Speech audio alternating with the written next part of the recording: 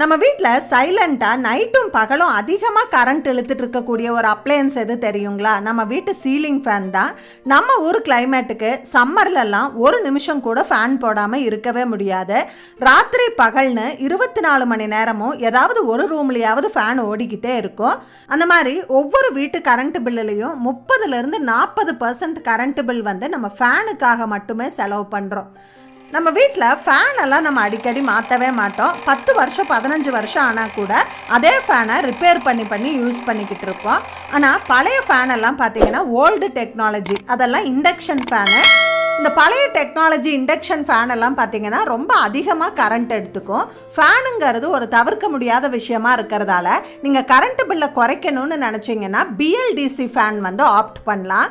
Induction fan 80 watts வரைக்கும் எடுத்துக்குது அப்படின்னா பிஎல்டிசி ஃபேன் வெறும் 35 வாட்ஸ் தான் பவர் எடுத்துக்கும்.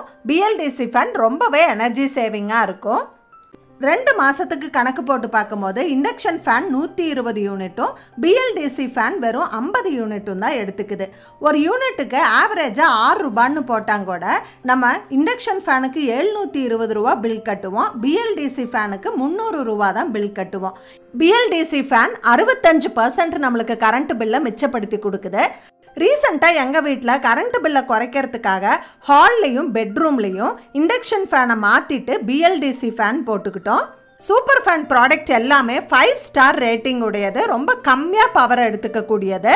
இந்த ஃபேனை இப்போ கொஞ்ச நாளாக நான் பயன்படுத்திட்டு இருக்கேன். எனக்கு ரொம்பவே சாட்டிஸ்ஃபேக்ஷனாக இருக்குது. இந்த ப்ராடக்டோட லிங்க் வேணும்னா கீழே லாங் வீடியோ டேக் பண்ணியிருக்கேன். அதில் டீட்டெயில்ஸ் எல்லாமே இருக்குது, செக் பண்ணி பாருங்கள்.